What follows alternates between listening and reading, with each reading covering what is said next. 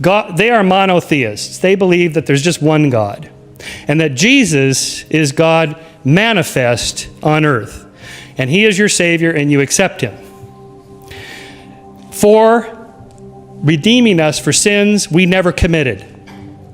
Somebody else in the past committed them.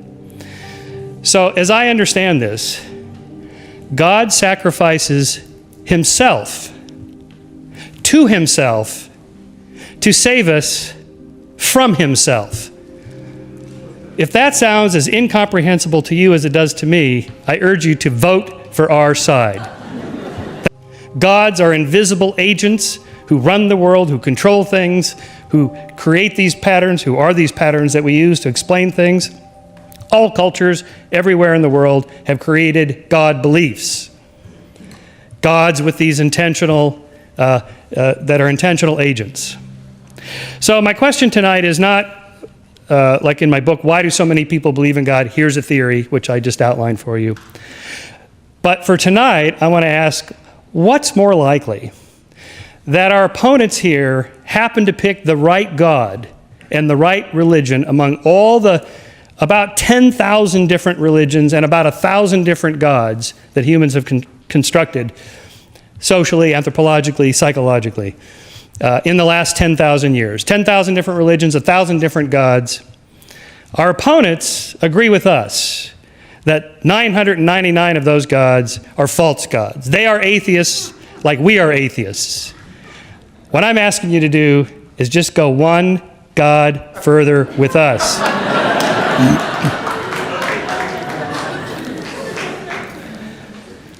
So here's what happened. About 5,000 to 7,000 years ago, these small bands of hunter-gatherers began to coalesce into chiefdoms and states. As long as the numbers are small, informal means of behavior control and moral enforcement operate quite well. As soon as the numbers are too large for these informal means, shunning, making people feel guilty, gossiping about them, making them feel embarrassed for their bad behavior, as soon as the populations are big, there's too much opportunity for free riding and for cheating the system and taking advantage of it and getting away with it. So two institutions evolved. Government to set up a set of rules and everybody gets a copy, and religion, in case you think you got away with it, you didn't, because there's an eye in the sky that knows all and sees all and keeps track of this. So this is the second part of how humans construct religions and gods, because we need it for moral enforcement. It just so happens, by contingency and chance, religion and government was the first on the scene. Now what's happened in the last several centuries since the Enlightenment, in addition to the trajectory that Professor Krauss outlined for you, science displacing religion as the primary means of explaining how the world works, something else has also happened. We've slowly but ineluctably replaced religion as the primary source of our morals, and came up with the clever idea that you actually have to have a reason why you have certain moral principles, and we're going to write certain laws. You actually have to give evidence for why you think this is a good law or a bad law or a good moral principle or a bad moral principle. And that has been the trajectory of the Enlightenment since about 200 years ago.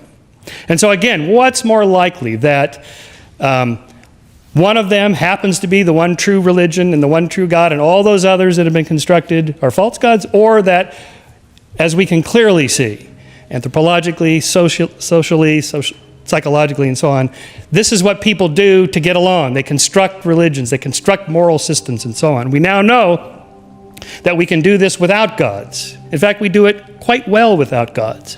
Northern European countries do just fine with much lower rates of religiosity than we have. It is possible to do that, and that is what we've been doing. Now, I want to finish with just one comment on the resurrection, since Ian brought that up. Let me just, leaving aside the scientific evidence for this, just think about what it is that is being said here. They are monotheists. They believe that there's just one God, and that Jesus is God manifest on earth, and he is your Savior, and you accept him. For redeeming us for sins we never committed. Somebody else in the past committed them. So as I understand this, God sacrifices himself to save us from himself.